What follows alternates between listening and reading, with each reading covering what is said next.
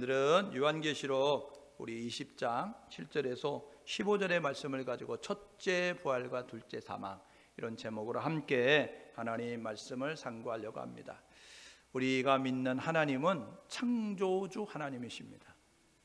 창조주라는 것은 뭐냐면 하늘과 땅에 있는 모든 것을 만드신 분이라는 겁니다. 창세기 1장 1절에 보니까요, 태초에 하나님이 천지를 창조하셨다라고 이야기합니다. 하늘과 땅 사이에 있는 모든 존재하는 모든 것들을 하나님이 만드셨다. 그런데 창세기 1장을 보게 되면 말씀으로 창조하셨어요. 빛이 있으라 하심에 빛이 있게 됐고, 나뉘어라 하니까 나뉘게 되어지는 것을 우리가 보게 되어집니다. 히브리서 3장 4절에 보니까 집마다 지은이가 있는데, 여러분이 사는 집은 여러분이 짓든지 집장사가 짓든지 건설회사가 짓든지 지었다는 겁니다. 집마다 지은이가 있는데 만물을 지으신 이는 하나님이시다. 히브리서 3장 4절은 그렇게 이야기합니다. 그런데 이 창조하신 하나님, 그 하나님은 어떠한 하나님이냐면 심판하시는 하나님이라는 거예요. 심판이라는 것은 구분이고 나누고 평가하는 것이거든요. 분리하는 것이거든요. 그러니까 평가할 때가 있고 나눌 때가 있고 구분할 때가 있고 심판할 때가 있다라고 이렇게 이야기합니다. 오늘 읽었던 13절에서 보게 되어지니까 그렇게 이야기하죠. 행위대로 심판한다라고 말씀하고 있습니다. 우리가 알고 있는 히브리서 9장 27절에 사람이 낳다 죽는 것은 정한 것이요 그 후에는 심판이 있다라고 히브리서 9장 27절에 이야기하고 있잖아요. 그래서 베드로후서 3장 7절에서도 이렇게 이야기합니다. 하늘과 땅을 동일한 말씀으로 불사르기 위하여 남겨두셨다라고 이야기합니다. 하나님께서 하늘과 땅을 동일한 말씀으로 불사르기 위하여, 이건 심판하기 위하여 남겨두셨다는 거예요. 하나님의 정한 때까지 하늘과 땅을 남겨두셨는데 불사른다, 불심판으로 세상을 심판할 때가 있다. 베드로후서 3장 7절은 이야기합니다. 말씀은 어떤 말씀이냐면 창조하셨던 말씀이에요. 빛이 있으라 말씀하신 그 하나님은, 그 말씀으로 창조하신 하나님은 동일한 말씀으로 창조하신 말씀을 통하여 창조하셨듯이 이 창조하셨던 그 말씀처럼 심판의 말씀을 통하여 이 세상을 심판할 것이다 라고 말씀하고 있음을 우리가 보게 됩니다. 성경은요, 우리에게 낙원, 그리고 낙원을 잃어버린 실낙원, 그 다음에 낙원을 회복하는 복낙원에 대해서 설명을 해주고 있어요. 창세기로부터 요한계시록까지 구분을 하게 되면 이렇게 나눌 수가 있습니다. 하나님이 에덴 동산을 창설하시죠. 그래서 이 에덴 동산에 거하는 것은 낙원이었어요. 그렇기 때문에 창세기 1장, 2장, 3장에 인간 타락이 나오거든요. 아담과 하와가 하나님 말씀에 불순종하거든요. 그래서 1장, 2장은 낙원, 그리고 3장으로부터 요한계시록 20장까지는요 낙원을 쫓겨받아서 에덴 동산에 추방당하여서 고통과 괴로움과 저주와 죽음 가운데 놓여져 있는 인간들의 삶에 대해서 말씀하고 있습니다. 이게 실낙원이에요. 낙원을 잃어버린, 낙원을 빼앗겨버린 그러한 이제 상황 가운데 삶을 사는 인간들의 삶에 대해서 이야기합니다. 그런데 요한계시록 21장, 22장에 보게 되어지니까 새 하늘과 새 땅이 우리 가운데 임하면서 복낙원, 낙원이 회복되는 그 일에 대해서 우리에게 이야기해 주고 있음을 보게 되어지는 거예요.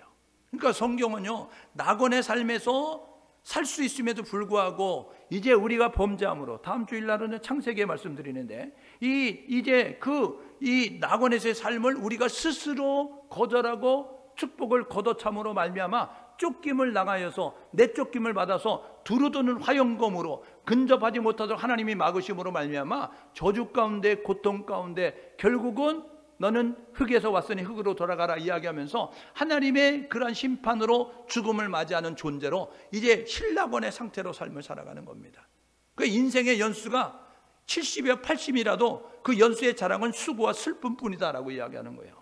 기쁜 날이 별로 없어요. 인생을 돌아보게 되면요, 여러분 가슴 졸이고 조마조마하고 염려하고 걱정하고 사는 그런 날이 많았다는 거예요.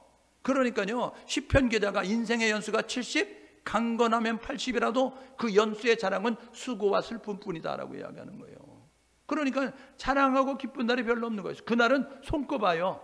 1년 365일 가운데 기쁜 날, 여러분 지금 돌아보십시오. 1월 1일부터 지금 11월 29일인데 여러분 지금까지 기쁜 날이 몇 날 있었는지, 나머지는요 두려워서 살았어요. 코로나19 걸리면 어떡하냐, 이런 모습 가지고요. 야, 이거 장사 안 되면 어떡하냐, 야, 이거 회사에서 이제 정리해고되면 어떡하냐, 이런 모습 가지고요 우리가 가슴 졸이며 사는 때가 너무나 많았다는 거죠.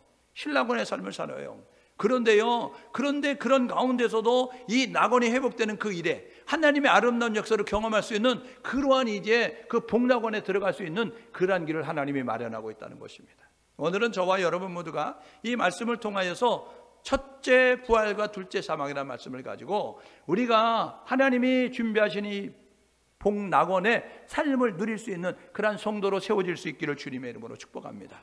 요한계시록은요 신약의 묵시록, 계시록 이렇게 이야기하게 되어집니다. 사도 요한이 예수님의 12명의 제자 가운데 이 보아녹의 우레의 아들이라고 하는 다혈질적인 급한 성격을 가지고 있었던 혈기 등등했던 그러한 요한이었는데, 그런데 예수님의 공생애를 따라다니고 예수님의 십자가 처형과 부활과 승천을 목격하면서 그러면서 삶이 바뀌어졌어요. 그래가지고 그는 사랑의 사도라고 하는 별명을 얻게 되어집니다. 사랑이 많은 사람이 되어지는 거예요. 그래서 요한복음에 보니까 사랑하라 이야기하죠. 요한 1서에 보니까 하나님 사랑이시다라고 이야기하면서 사랑에 대해서 이야기하고 있습니다. 그러니까 믿음, 소망, 사랑 이 세 가지는 항상 있을 것인데 그 중에 제일은 사랑이라고 이야기하는 것처럼 사랑이 근거가 돼서, 사랑이 기본이 돼서 사랑 위에 믿음 가지고 사랑 위에 너희들의 소망을 가지고 달려가야 된다라고 이야기하면서 사랑을 강조하는 사도가 됐어요. 그는요 이 에베소 교회의 이 목사님이셨습니다. 그래서 에베소 교회에서 목회하는데 그가 에베소 교회 목회하고 그의 제자 가운데서 폴리캅이라고 하는 제자가 있습니다.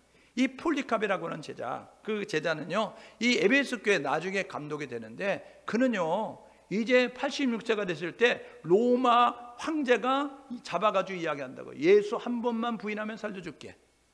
86세 노인이니까 얼마나 살겠는가, 이제는 편안히 죽는 게 좋지 않겠는가, 그러니까 한 번만 예수 모른다고 이야기하면 그러면 살려줄게 라고 이야기해요. 그런데 폴리캅이 이렇게 이야기합니다. 내가 86세를 살았습니다. 그런데 예수님은 한 번도 나를 모른다고 부인 안 했는데 내가 86세 살았는데 그만큼 살 것 같소? 내가 1000년 만년 살 것 같소? 예수가 나를 모른다고 한 번도 부인 안 했는데 내가 얼마를 더 산다고, 내가 잘 살면 얼마나 잘 살고 내가 얼마나 잘 먹으면 잘 먹겠다고 내가 그런 삶을 위해서 예수를 모른다고 부인하겠어? 나를 죽이시오, 나는 예수를 부인할 수 없어 하는 모습 가지고 순교하기까지 그렇게 예수님의 그 이제 부인하지 않고 따랐던 그런 훌륭한 제자가 사도 요한의 제자 가운데 있게 되었어요. 그가요 밤모섬에 유배됐습니다. 밤모섬에 유배돼서 이제 그런 생활하게 되어지는데 그곳에서 하나님의 계시를 받는 거예요. 그래서 요한계시록을 기록하게 되어집니다. 밤모섬은요 여러분 어디냐면요 여기가 에베소입니다. 에베소. 지금 이 지역이 지금 터키 지역이에요. 터키 지역, 지금 터키 지역. 그런데 소아시아의 이 에베소에서 목회했던 그러한 이제 사도 요한, 그래서 소아시아 교회가 나오죠. 요한계시록에 보니까. 그래서 시계 방향으로 돌아가면 됩니다. 그래서 에베소, 서머나, 버가모, 두아디랴, 사데, 빌라델피아, 라오디게아. 그러니까 시계 방향으로 돌아가면서 소아시아 지역에 7교회가 있었어요. 여기에 에베소 교회의 항구 도시예요. 교역이 많아가지고 많은 사람들이 모여드는 그런 곳이었습니다. 그런 곳에서 사역했던 그 에베소 교회를 감독했던 그 사람이 이 밤모섬이 유배가 됐어요.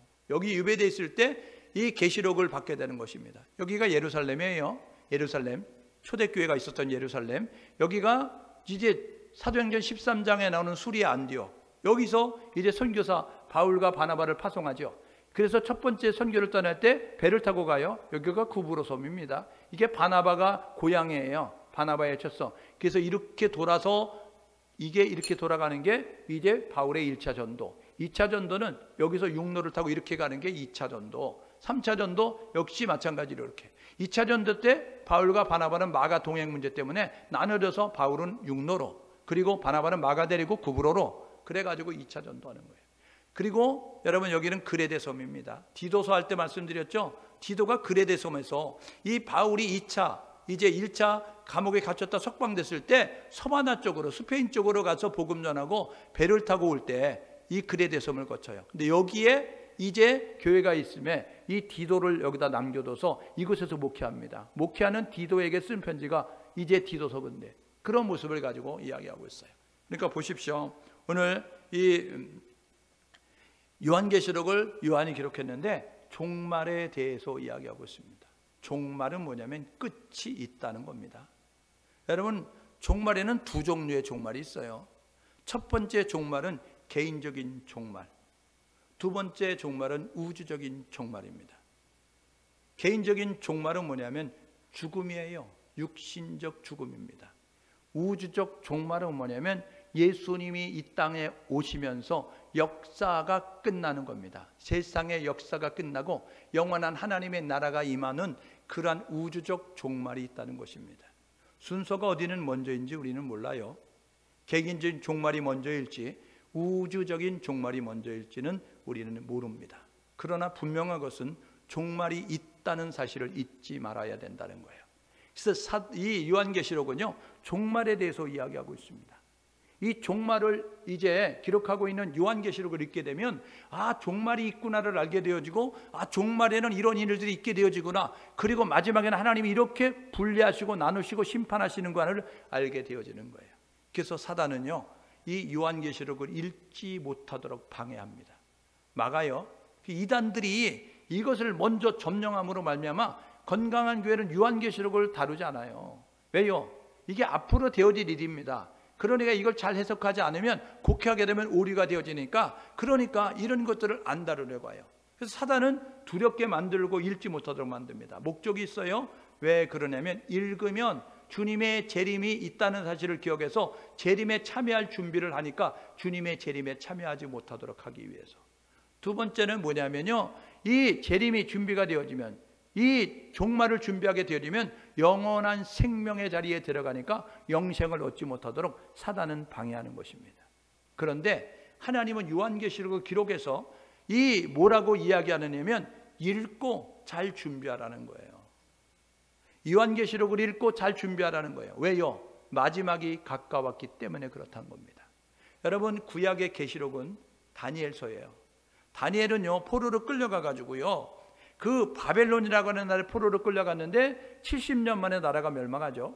그리고 메데바사라고 하는 나라가 세계를 제패합니다. 그리고 난 다음에 이 고레스가 이제 그 포로 귀환을 명령할 때까지 약 70여 년 이상 소년으로 가서 90세가 될 때까지 나라가 바뀌는데, 정권이 바뀌는데, 바벨론의 느부갓네살 왕, 바벨론의 벨사살 왕, 그리고 메대의 다리오 왕, 그리고 메대의 고레스 왕, 이 바사의 고레스 왕이 통치할 때에 그때의 중요한 자로서 그렇게 이제 하나님의 말씀을 받고 신앙생활 어떻게 해야 되는지 믿음의 사람의 본을 보이면서 교훈해 주고 있어요.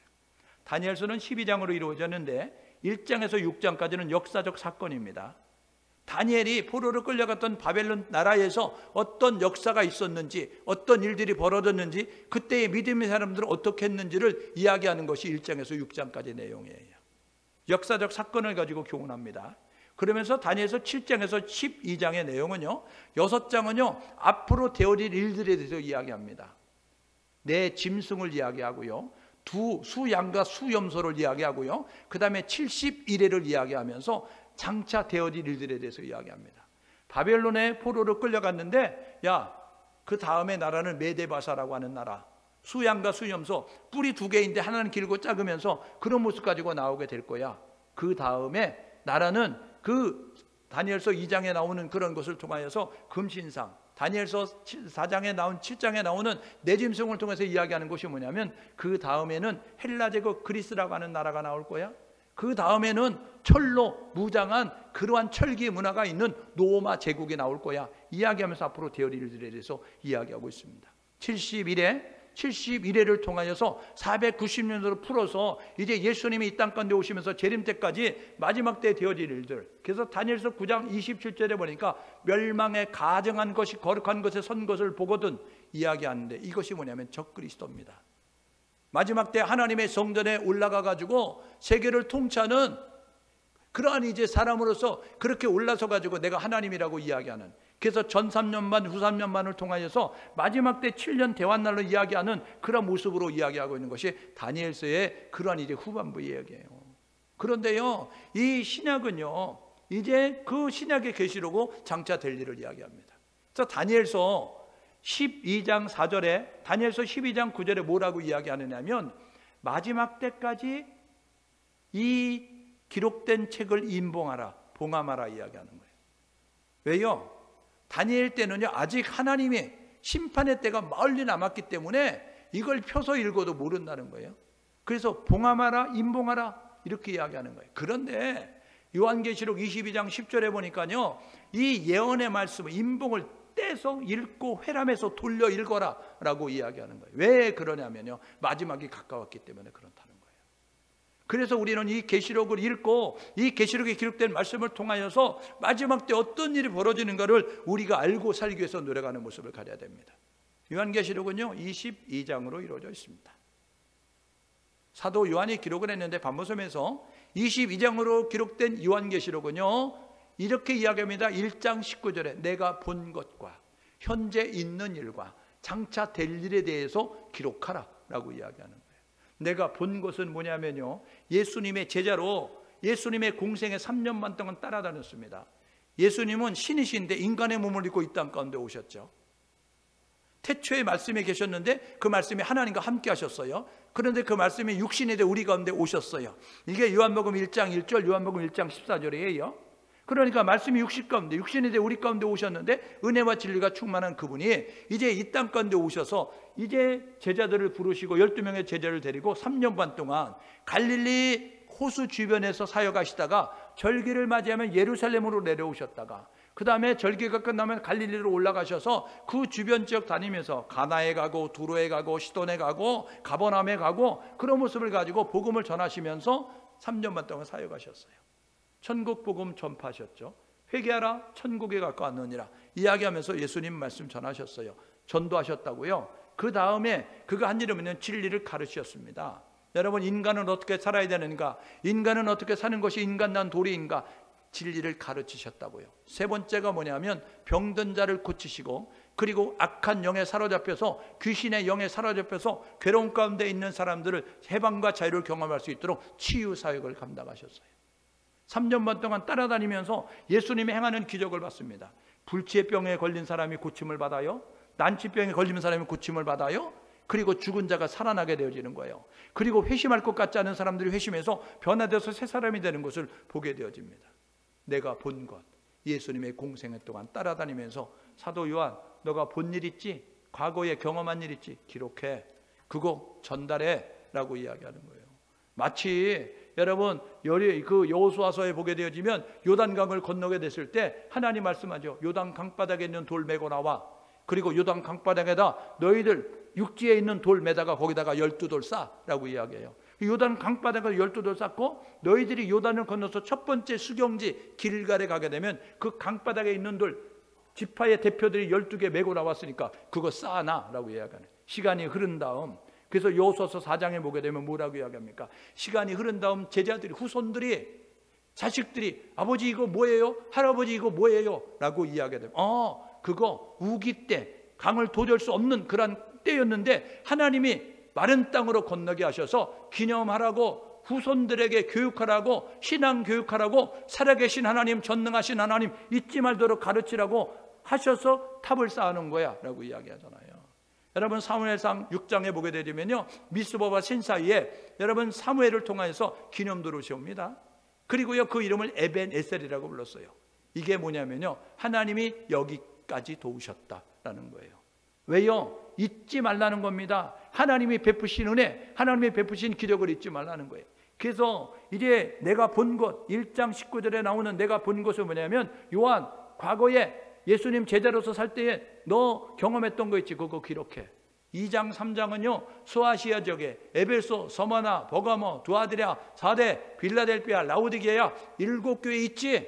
그 교회 실상들, 그게 현재의 교회의 모습만이 아니라 장차 앞으로 있어질 교회들의 모습이다 라고 이야기하면서 교훈하는 내용이에요. 이게 현재 2, 3장에 현재 있는 일, 그리고 4장에서 22장까지는요 장차 되어질 일들에 대해서 이야기합니다. 요한계시록 4장 5장은요 무슨 내용이냐면요, 천상의 예배에 대해서 이야기합니다. 천국 가면 우리가 할 일은 뭐냐면 예배 드리는 거예요. 그러니까 예배가 지겨운 사람은 천국 가면 안 됩니다. 그러니까 여러분들이 여기서 천국을 연습하고 가야 되는 거예요. 밥만 먹으면 천국에서 예배 드리는 거예요. 그러니까 저와 여러분들과 예배가 지려면 지금부터 마음을 접으시고 난 천국 안 간다라는 모습을 가져요. 그리고 지옥을 가고자 노력하셔야 됩니다. 지옥은요, 밤새도록 춤추는 곳이에요. 왜냐? 너무 뜨거워서. 그래가지고 뜨거 이러면서 계속해서 춤추면서 있는 게, 죽고 싶어도 죽지 못하고 쉬고 싶어도 쉬지 못하고 계속해서 뜨거 하면서. 그래서 요즘요, 여러분들 젊은 세대를 이렇게 돌아가는 거 보면요, 지옥에 들어가기 위해서 연습하는 것 같이 보여질 때가 있습니다. 여러분, 이야기하고 있어요. 우리가 읽었던 이야기, 내가 꾸며낸 이야기가 아니고 불과 유황으로 타는 못, 쉼 없이 구독에도 죽지 못하고 소금 치듯이 치는 그곳이 이제 지옥이다라고 말씀하고 있는 것을 우리가 보게 됩니다. 그래서 요한계시록 4장에서 22장의 내용은요, 일곱 인, 일곱 나팔, 일곱 대적, 그리고 적 그리스도, 거짓 선지자, 그리고 바벨론 망하는 것, 그리고 천국과 지옥에 대해서 이야기하고 있음을 우리가 보게 됩니다. 이곳에서 우리가 주목해야 될 것이 뭐냐면 일곱 인, 일곱 나팔, 일곱 대접이에요. 한 인을 뗄 때마다 첫째 인을 떼니, 둘째 인을 떼니, 셋째 인을 떼니, 이렇게 이야기하고요, 첫째 나팔을 부니, 둘째 나팔을 부니, 첫째 대접을 쏟으니, 둘째 대접을 쏟으니 라고 이야기합니다. 이게요, 요한계시록 6장, 8, 9장에, 그리고 요한계시록 15장, 16장에 되어져 있는 일입니다. 이거는요, 서로 연결되어져 있는 거예요. 따로따로가 아니고요, 여러분, 일곱째 인을 뗄 때에 첫째 나팔을 불 천사가 준비하고 있고요, 일곱째 나팔을 불 천사가 있을 때 첫째 대접을 쏟을 준비를 하고 있는 것을 우리가 보게 돼요. 서로 연결되어 있습니다. 그러니까 일곱째 인은 첫째 나팔과 일곱째 나팔은 첫째 대접과 연결되어 있습니다. 일곱 인, 일곱 나팔, 일곱 대접은 무엇을 의미하느냐 하면 마지막 때에 되어질 징계와 그러한 재앙에 대해서 이야기하고 있는 거예요. 하나님이 이 땅을 향하여서 죄가 관영해져서 죄가 진노가 쌓여져서 하나님이 심판할 수밖에 없는 상황에 이르게 되어졌을 때 하나님이 그 땅 가운데 임하게 하시는 재앙과 징계가 있다는 겁니다. 이거는요, 강도가 점점 세지는 거예요. 이거는요, 점점 전 지역 지구적으로 펼쳐지는 그러한 이제 재앙과 징계임을 우리에게 알려주고 있는 거예요. 예전에는 한 지역에 있었어요. 그런데 지금은요, 재앙이 일어나면 전 세계적으로 임하는 그런 모습을 갖습니다. 옛날에는요, 지진이 한 곳에만 있었습니다. 지금은 불의 고리라고 이야기해가지고요, 사방팔방에서 여러분 그러한 일들이 있게 되어지는 것을 우리가 보게 됩니다. 그래서 일곱 인을 뗄 때보다 일곱 나팔을 불 때, 일곱 대접이 쏟아질 때 여러분 재앙이 점점 더 심해지고 피해가 점점 더 심해지고 그리고 범위가 점점 넓어지는 것을 우리가 보게 되는 것이죠. 사람은요, 출생과 죽음 사이에 존재합니다. 왜요? 성경이 우리에게 이야기합니다. 우리가요, 이 세상에 태어날 때 하나님이 흙으로 사람을 만드셨어요. 그리고 그 흙으로 만든 사람 앞에 생기를 불어넣으셔서 사람이 생명이 됐습니다. 살아있다는 것은 육체와 영혼이 함께 어우러져 있을 때를 살아있다는 것이죠. 그러니까 출생에서 죽음 사이에 존재하는 우리 인간은요, 이 생에서의 삶을 사는 겁니다. 이 땅에서의 삶을 사는 거예요. 이 땅에서 삶을 살 때 먼저 육체와 영혼 가운데 누가 주장하느냐면 육체가 우리의 삶을 주장하려고 합니다. 주인 노릇하려고 해요. 그래서요, 육체를 가지고 있는 우리 영혼들은 이 세상을 살아가는 동안에 우리가 잘 살지 않으면 안 된다는 거예요. 왜요? 이때가 선택의 기회이고 준비의 기회라는 겁니다. 우리가 이때에 선택할 수 있고 이때에 준비할 수 있다는 거예요. 이때 준비 못하면요, 저 생에서는 준비할 수 없다는 것입니다. 누가복음에 보니까요, 부자와 거짓 나사로가 있습니다. 이 세상에서 삶을 비교하는데 부자로 호의호식하는 사람이 있었어요. 거짓 나사로는요, 부자의 잔치상에서 떨어지는 그러한 찌끄러기를 얻어먹고 사는 그러한 이제 연약한 힘이 없는 모습을 가지고 있었습니다. 둘 다 죽었어요. 그런데요, 하나는 불이 타는 곳에 떨어지고 하나는 아브라함 품에 안겨있게 되어졌습니다. 부자가 눈을 들어 보게 되어지니까 아브라함 품에 편안하게 앉아있는 거짓 나사로를 보게 되거든요. 이야기합니다. 나사로야, 너 우리 집에 와가지고 밥 빌어 먹었지? 너 우리 집에 와가지고 내가 너 이렇게 도와줬지? 부탁할게, 야, 물 좀 찍어가지고, 너 손가락에 물 좀 찍어가지고 내 혀끝에다 물 좀 대줘 라고 이야기합니다. 여러분, 물 한 컵 달라는 게 아니고, 물 한 모금 달라는 게 아니고, 혀끝에, 손가락에 물 묻혀서 혀끝에다 나 좀 데워줘. 얼마나 힘들면 그런 모습을 가지고 이야기하겠어요? 그런데 성경 보십시오. 누가복음에 너와 나 사이에 구렁이, 큰 갭이 있어서 그래서 내가 너에게 갈 수 없고 너도 나에게 올 수 없다 라고 이야기하는 모습을 가져요. 그러니까 이야기하죠. 야, 내 형제들이 아직 이 땅에 오지, 이곳에 오지 않은 내 형제들이 5명이나 살고 있어. 저 세상에서 살고 있는데 그들이 죽음을 맞이하기 전에 이곳에 오지 말라고 가서 이야기해주면 좋겠어 라고 이야기하거든요. 그러니까요, 선지자를 통해서 그 땅에 있는 사람 중에서 거절하고 거부하는 사람은 어떻게 할 수 없어 라고 이야기하는 거예요. 여러분, 선택의 길에는 우리가 호흡하고 살아가는 동안만 기회가 있습니다. 여러분, 준비의 기회는요, 우리가 지금 살아가고 있는 동안, 호흡하고 말하고 활동하고 일하는 동안만 기회가 있다는 겁니다. 그런데요, 그것으로 끝나는 게 아니라는 거예요. 저생의 삶이 있다는 것입니다. 이 생이 끝나고 나면 사람들은 이야기합니다. 죽으면 끝이라고. 죽으면 끝이라고 누가 이야기했어요? 모르니까, 안 가보니까 여러분 그렇게 이야기하는 겁니다. 미국 안 가본 사람은요, 미국이 있다는 사실을 알지요. 어떻게 합니까? 가본 사람이 이야기하잖아요.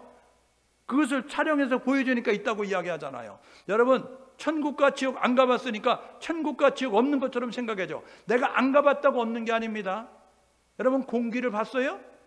공기를 안 봤는데 여러분이 공기가 있다는 사실을 믿어요. 왜요? 살아있으니까 믿잖아요. 호흡을 못하면 죽게 되어지는데, 사람은 밥 안 먹어도 이제 40일을 살게 되는데, 사람은 물을 안 먹어도 3일을 살게 되어지는데, 여러분, 사람은요, 공기를 호흡하자면 3분을 견디지 못하는 모습을 갖는데, 우리가 이렇게 살고 있는 것은 눈에 보이지 않지만 공기가 있다는 사실을 믿는 것과 마찬가지로, 우리가 보지 않았어도 살아있음에 공기가 있다는 사실을 믿는 것처럼, 천국과 지옥은요, 우리가 가보지 않았지만 우리가 믿어야 되는 것입니다. 왜요? 마태복음 28장으로 이루어져 있는데, 마태복음 28장 가운데 5장을 빼놓고 20석장에서요, 뭐라고 이야기하냐면 예수님께서 천국에 대해서 이야기합니다. 예수님이 이 땅에 인간의 몸을 입고 오셔서 첫 번째 하신 말씀이 뭔지 아세요? 회개하라, 천국이 가까웠느니라. 여러분, 예수님께서 엄포 주려고 공포 분위기 만들려고 천국을 말하는 것이 아니고 하나님께서 천국을 준비하세요. 요한복음 13장 1절에 보니까 너희는 마음에 근심하지 말라. 하나님을 믿으니 또 나를 믿으라. 내가 너희를 위해서 처소를 예비하러 가노니 가서 처소가 예비되면 내가 다시 와서 나 있는 곳에 너희도 있게 하리라 라고 말씀하고 있습니다. 여러분, 천국은 있습니다. 여러분, 지옥은 있다는 사실을 기억하시면서 저와 여러분 모두가 이 생의 삶이 끝나고 나면 끝나는 것이 아니고 저 생의 삶이 시작되는 겁니다. 그래서 히브리서 9장 27절에 사람이 낳다 죽는 것은 정한 것이다. 죽음을 피할 수 있는 생은 없습니다. 살기 위해서 진시황이여 불로초를 구하는 모습을 가져 죽어요. 천년 만년 살 것 같은 권력가들도 죽고요, 재벌도 죽고요, 지혜자인 과학자도 죽고요, 여러분 건강관리 잘하는 체육인도 죽고요. 사람들은 다 죽게 되어 있다고요. 사고로 죽든지 병으로 죽든지 늙어 죽든지 우리는 이 세상을 떠나는 모습을 가져요. 그리고 나면 저생의 삶이 시작되는 겁니다. 이거는요, 영혼이 활동하는 시간이라는 거예요. 선택에 따라 이 영혼이 달려진다는 것입니다. 가야 할 곳이 활동하는 것이 다르다는 거예요. 준비된 사람, 옳은 것을 선택한 사람, 그 사람들은요, 영생의 자리에 있게 되어지고, 준비하지 못한 사람, 그리고 이제 그 거절하고 거부한 그 사람들은 영벌의 자리에 처해지게 된다는 것입니다. 여러분, 부자 청년 이야기 아세요? 부자 청년이요, 그 해에 장사해가지고 대박이 났습니다. 농사져가지고 대박이 났어요. 부동산 투기해가지고 대박이 났고요, 사업해가지고 대박이 났습니다. 그래가지고요, 주체할 수 없을 정도로 돈을 많이 벌었습니다. 이거 어떡하지, 이거 어떡하지. 그래가지고요, 쟁였어요. 창고 털고 크게 져가지고 그래가지고 쟁여놨어요. 그리고요, 뭐라고 이야기하면서 배를 퉁퉁 두드리면서 통장 열어보면서 뭐라고 이야기하느냐면, 내 영혼아 이제 편안히 먹고 마시고 쉬자. 50년은 끄떡없다. 우리 자식과 우리 자식의 때까지 끄떡없다. 이제는 일하지 않고도 먹고 살 수 있다 라고 이야기하게 될 때에 하늘에서 음성이 나는데 이렇게 이야기하는 거예요. 어리석은 인생아, 오늘 밤에 너 영혼을 취하면 너가 준비한 50년 끄떡없다, 100년 끄떡없다, 3, 4대 끄떡없이 살 수 있다 준비한 거 네 곳이 되겠느냐 라고 이야기하고 있어요. 여러분, 오늘 저와 여러분 모두가 준비할 수 있는, 그리고 선택의 기회가 있을 때 옳은 것을 선택하고 준비하여서 영벌의 자리에 들어가는 것이 아니라 영생의 자리에 들어갈 수 있는 우리 모두가 될 수 있기를 주님의 이름으로 축복합니다. 그 사람은요, 다 살다가 죽는 것입니다. 죽음의 법칙을 뛰어넘을 수 있는 인생은 아무도 없어요. 그런데 죽음으로 끝나지 않는다는 거예요. 죽음으로 끝나면 이 세상이 끝이야 라고 하면 얼마나 좋겠어요. 그런데 고린도서 15장에 보니까요, 우리에게 부활이 없으면 우리는 가장 불쌍한 사람이다. 부활이 없다는 것은요, 우리가 불쌍한 사람이라는 거예요. 교회 다니면서 여러분이 코로나19에 위험한데 왜 나와서 예배 드립니까? 여러분, 나와서 예배 드리는 것은 뭐냐면, 위험을 감수하고 예배 드리는 것은 뭐냐면, 하나님은 예배자를 찾으시기 때문에 예배 드리기 위해서 나오는 거예요.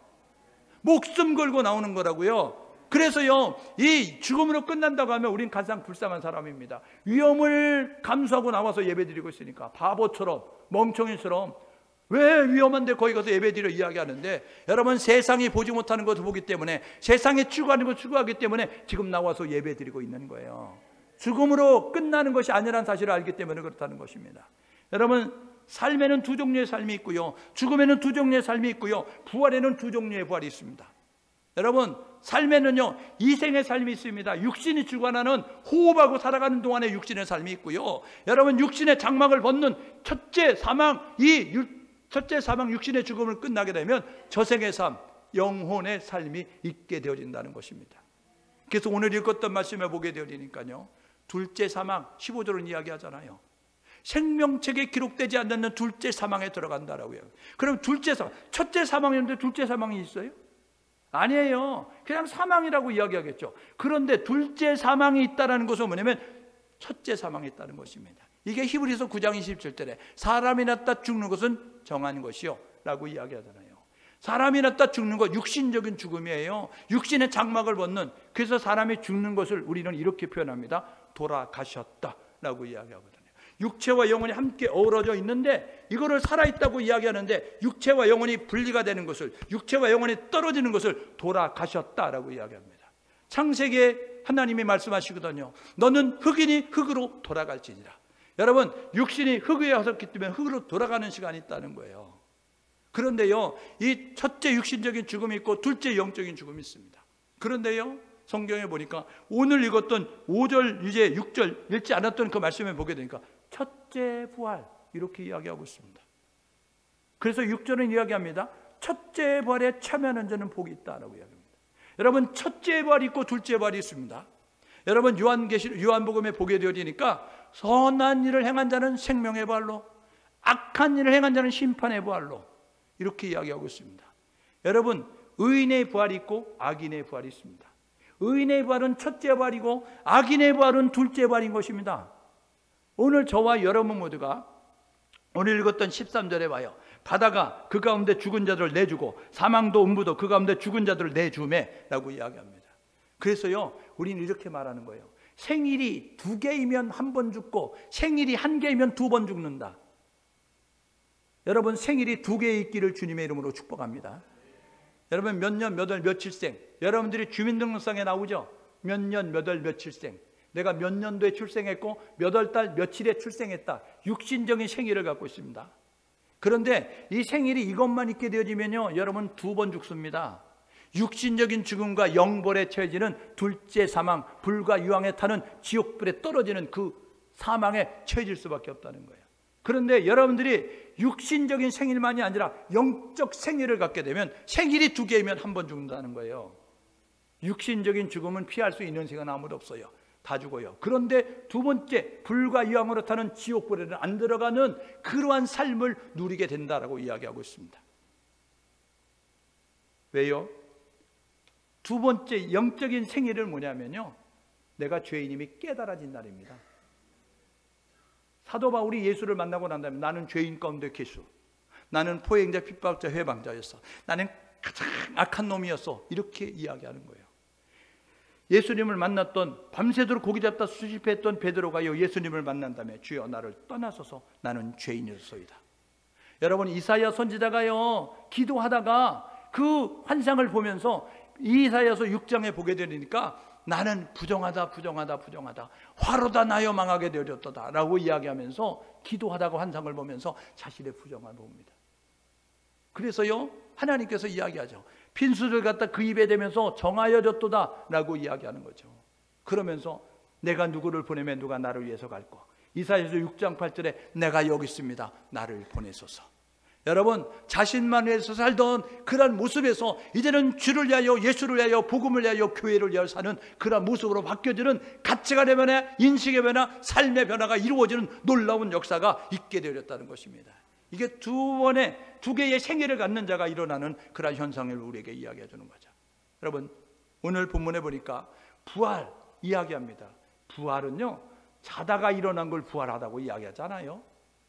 여러분, 부활은요, 기절했다가 일어나는 걸 부활이라고 이야기하지 않습니다. 부활은요, 죽음을 전제하는 겁니다.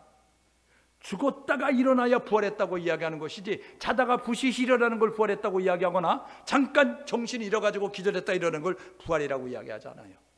부활은 죽음을 전제로 합니다. 우리가 5절 6절에 첫째 부활 이야기하고 있습니다. 예수님과 함께 왕노릇할 것이다, 1000년 동안 왕노릇할 것이다. 그래서 첫째 부활에 참여한 자를 복이 있다라고 이야기하는 거예요. 첫째 부활은 뭐냐면 첫 번째 사망을 맞이한 상태, 육신적인 죽음을 맞이한 상태를 의미하게 되는 것입니다. 여러분, 첫째 부활에 누가 참여합니까? 첫째 부활에 참여하는 사람이 있습니다. 죽은 자가 다 첫째 부활에 일어나는 것이 아니고, 우리보다 앞서 죽은 사람들이 있잖아요. 어저께 죽은 사람이 있고, 1년 전에 죽은 사람이 있고, 5년 전에 죽은 사람이 있고, 10년 전에 100년 전에 죽은 사람이 있잖아요. 그런데 그들 가운데서 일어난 사람이 있어요. 데살로니가서 4장 17절 18절에 천사장의 나팔 소리로 주가 재림하실 때, 주가 강림하실 때 주 안에서 죽은 자들이 일어나고, 주 안에서 죽은 자들이 일어나고, 여러분, 주 안에서 죽은 자는 믿는 자라는 겁니다. 예수 믿는 자라는 거예요. 예수 믿는 자는 예수님이 다시 오실 때 그때에 부활하게 되어진다는 것입니다. 그래서요, 첫째 부활에 있게 되어지는 거예요. 여러분, 데살로니가 그 전서 4장 17절 18절에 보게 되면 우리에게 부활의 순서를 이야기하고 있는데, 주님이 재림하시게 될 때 주 안에서 죽은 자들이 먼저 일어나고 그 다음에 살아있는 자들이 공중에 끌어올려라고 이야기해요. 이게 휴거입니다. 설탕 휴거가 말고 여러분, 끌어올려 하늘에 올라가는 그런 일들이 있게 되는 거예요. 이게 24장 마태복음 24장 41절 42절에 이런 내용이 있습니다. 둘이 맷돌 갈고 있다, 하나 데려가면 당하고 하나는 버려둠을 당하고, 둘이 밭을 갈고 있다, 하나는 데려가면 당하고 하나는 버려둠을 당하고. 여러분, 이렇게 예배 드리는데 이 시간에 주님 오신다고 하면 여기 남겨두는 사람이 있고 사라지는 사람이 있다는 것입니다. 남겨두는 사람은 7년 환난을 겪으면서 편안할 때, 안전할 때 신앙을 지키지 못했던, 그런 예수를 올바로 믿지 못했던 사람들은 마지막 때에 예수를 부인해만 살 수 있는, 예수를 믿으면 핍박하는 시대에 그 환난을 겪어야만 그 자리에 참여할 수 있게 되는 거예요. 그래서요, 첫째 부활에 참여하는 자가 복이 있다고 이야기하는 겁니다. 오늘 저와 여러분 모두가 기회가 있을 때, 준비의 그러한 기회가 있을 때, 선택의 기회가 있을 때 올바른 것을 선택하고 준비할 줄 아는 우리 모두가 될 수 있기를 주님의 이름으로 축복합니다. 그래서 이 첫째 부활은요, 예수 믿는 자가, 거듭난 자가, 교회 다니는 자가 아닙니다. 예수 믿는 사람은 교회 다니는 사람을 이야기하는 게 아니에요. 예수 믿는 사람은요, 그 안에 성령이 계신 자예요. 영적 생일이 있는 자입니다. 나의 죄를 고백한 자, 그리고 예수님을 구세주로 영접한 자, 그리고 성령을 받은 자, 그 사람이 천국 가는 겁니다. 여러분, 로마서 8장 9절에 보니까 그리스도의 영이 없으면 그리스도의 사람이 아니야 라고 이야기하는 거예요. 그리스도의 사람이 아니라는 것은 천국 못 가라고 이야기하는 거예요. 여러분, 그리스도의 영은 어떻게 받아요? 거룩한 성령, 진리의 성령, 이제 양자의 성령. 여러분, 그 영을 어떻게 받아요? 베드로가 설교하잖아요. 설교하게 되니까 사도행전 2장 37절에 양심의 찔림을 받는 사람들이 있었습니다. 아이고, 우리가 죄인이구나, 내가 잘못 살았구나. 그래서 물어봅니다, 베드로에게. 우리가 어찌하게 할까? 우리가 어찌할꼬? 라고 이야기하니까 베드로가 이야기하는 거예요. 너희들 양심의 가책을 받았니? 너희들 죄가 깨달아졌니? 그렇다고 한다면 예수 그리스도의 이름으로 제사함 받고 세례 받으라. 그리하면 성령을 선물로 받을 것이다. 여러분, 내가 죄인임을 깨닫고 예수가 나를 위해서 십자가 지셨는데 십자가의 보혈이 나를 깨끗게 한다는 사실을 믿으면서 예수를 구세주로 영접해야, 예수를 구세주로 영접하는 자, 그 사람들에게 하나님이 주시는 거룩한 성령이 우리 안에 찾아오신다는 거예요. 그래서 우리가 성령 받은 사람이 돼요. 성령 받은 사람에는 하나님을 아바, 아버지라 부르게 되어지고요, 예수를 그리스도라고 고백하게 되어집니다. 여러분, 축사할 때 보셨어요? 귀신 들린 자를 여러분 축사할 때 보셨냐고요? 여러분, 그들은요 예수 그리스도를 외치지 못합니다. 하나님 아버지 따라하세요. 못 따라한다니까요. 예수님이 나를 위해 십자가 못 따라한다니까요.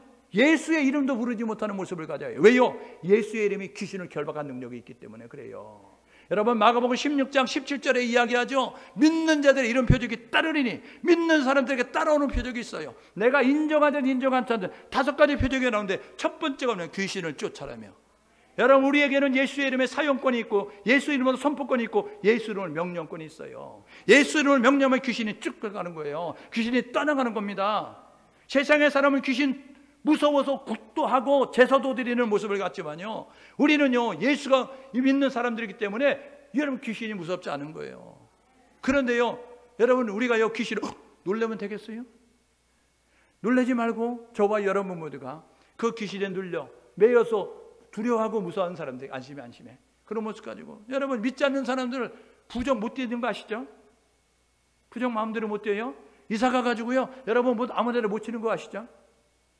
그래서 부적 좀 때리세요 이야기하고요, 이사 가가지고 액자 하나 걸라고 하는데도 동쪽에 걸지 말라고 이야기했다더라. 뭐 손 없는 날을 이사 가라 그랬다나. 그래가지고 손 없는 날이 손 없는 날인 줄 알았어요. 그랬더니 그 손이 아니고, 여러분 그 동태나지 않도록 귀신이 이렇게 모르도록 하기 위해서. 그래서 우리 제주도에는 신구관이 있습니다. 신구관은 뭐냐면 이 땅에 있는 귀신들이 천상에 이제 회의하러 가는 교도관에 보름 동안에 살짝 이사해야 귀신이 못 찾아온다는 거예요. 여러분, 그렇게 못 찾아오는 귀신을 두려워할 필요가 있습니까? 귀신이 귀신처럼 알아야 되는데 이사간 집도 못 찾아오는 모습을 갖는 그 귀신을 여러분 섬기는 모습이 되겠냐고요. 보십시오. 예수 믿는 자, 거듭난 자가 가는 거예요. 오늘 저와 여러분 모두가 예수 믿는 사람이 돼서 거듭난 자가 돼서 첫째 벌에 참여할 수 있는 우리 모두가 될 수 있기를 주님의 이름으로 축복합니다. 요한복음 11장 25절에 예수님이 이렇게 말씀하십니다. 내가 부활이요, 나는 부활이요 생명이니 나를 믿는 자는 죽어도 살겠고.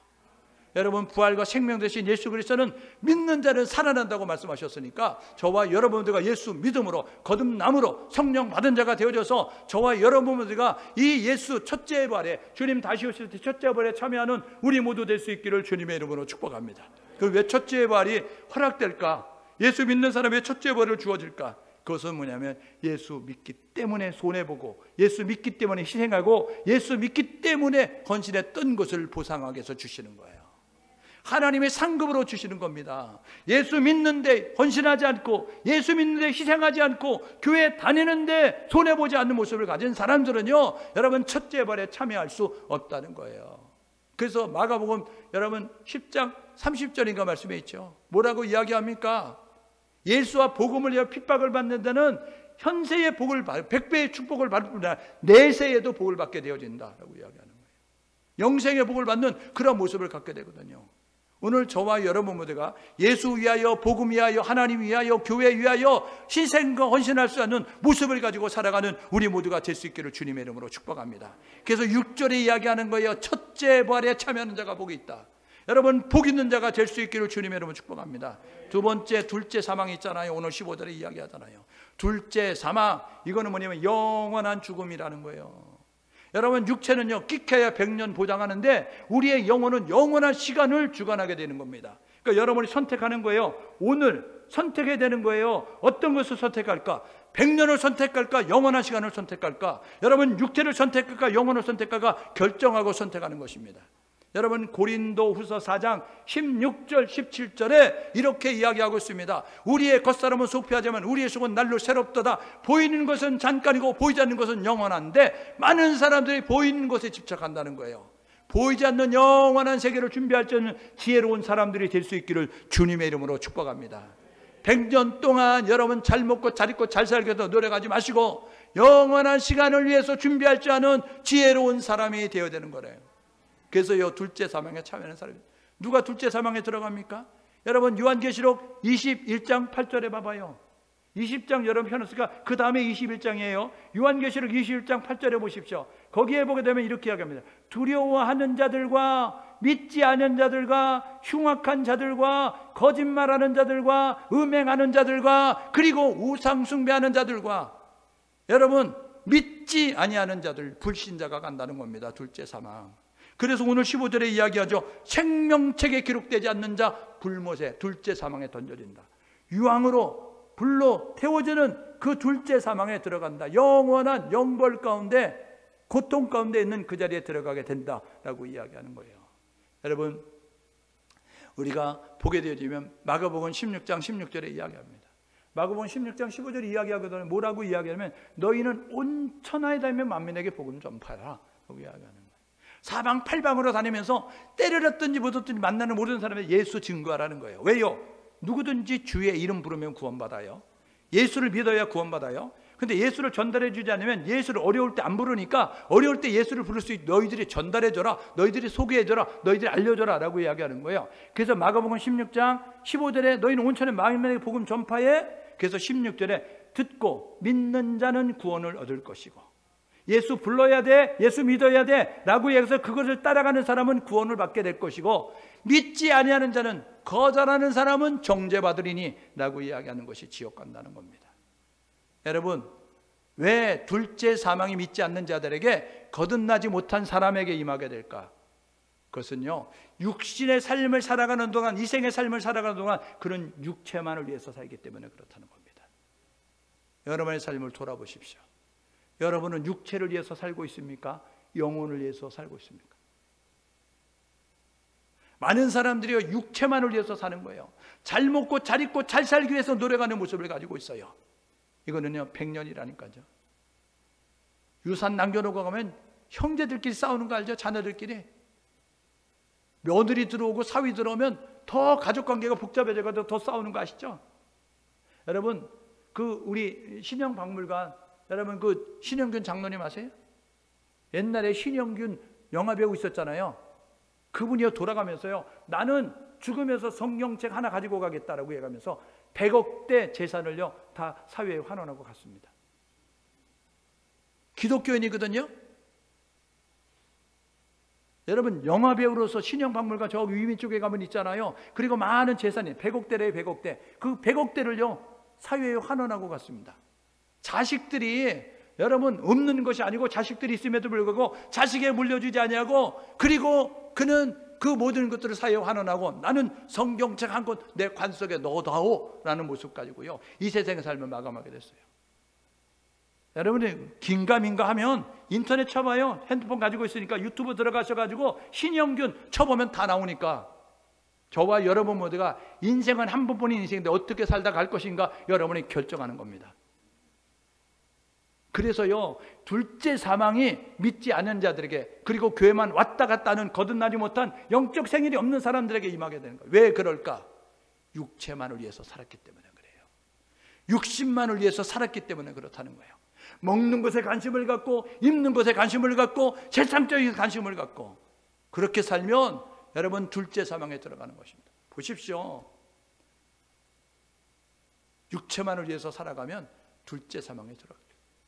그래서요, 갈라디아서 5장 24절 이렇게 이야기합니다. 그리스도 예수의 사람들은, 신앙의 사람들은, 갈라디아서 5장 24절에 그리스도 예수의 사람들은 육체를 십자가에 못 박고 정과 탐심도, 정욕과 탐심도 십자가에 못 박는다라고 이야기하는 거예요.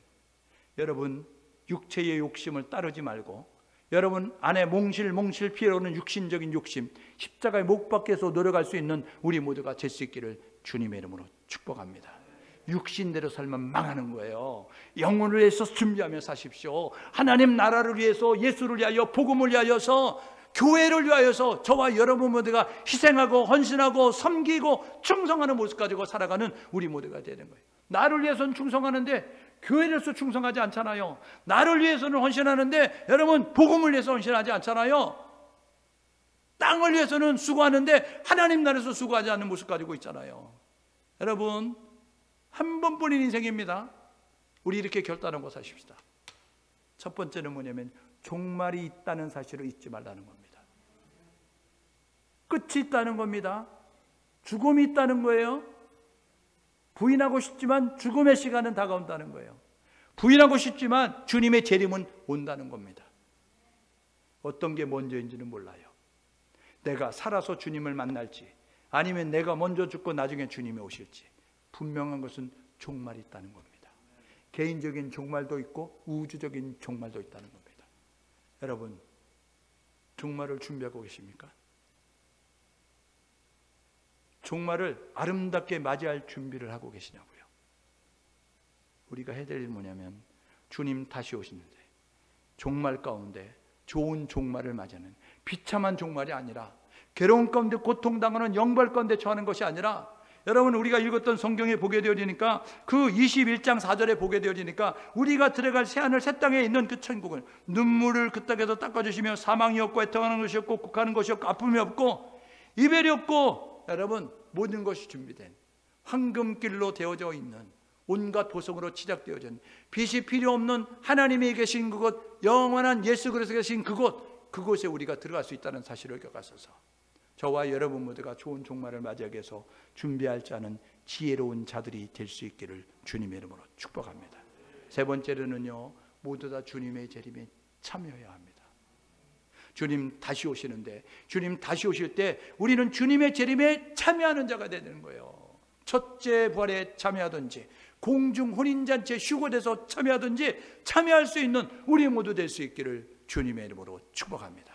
남겨둬서 성경에 보니까요, 바깥 어두운데 내어쫓겨 슬피 울며 이를 갈미 있으리라 라고 말씀하는데, 버려둠을 당하여 내어둠을 당하여서 여러분 슬피 울며 이를 가는 자가 되지 말고 주님 천사장의 나팔소리 이 땅 가운데 다시 오실 때 저와 여러분 모두가 주님을 만나는, 주님을 기쁨으로 만날 수 있는 우리 모두 될 수 있기를 주님의 이름으로 축복합니다. 요한계시록은 이렇게 마감을 하더라고요. 뭐라고 이야기하느냐면 21절에 보니까 20절에 아멘 주 예수여 오시옵소서. 마라나타 신앙의 고백을 드리는 거예요. 주님 맞을 준비됐습니다. 주님 속히 오십시오. 이런 모습 가지고 저와 여러분들과 주님의 재림을 갈망하고 주님의 재림을 대망하면서 주님의 재림을 사모하며 살 수 있기를 주님의 이름으로 축복합니다. 시간 우리 함께 찬양 부르고 기도하기 원합니다. 우리 마라나타 우리 찬양 하나님 앞에 드리겠습니다.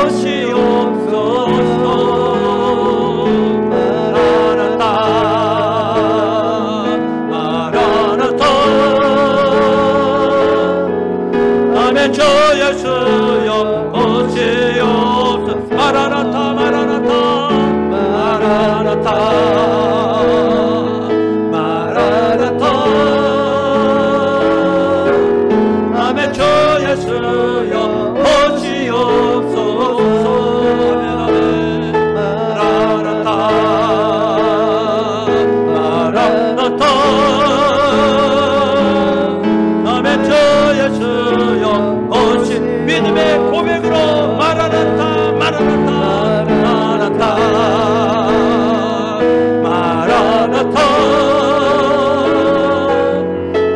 아멘. 주 예수여 오시옵소서. 마라나타 마라나타.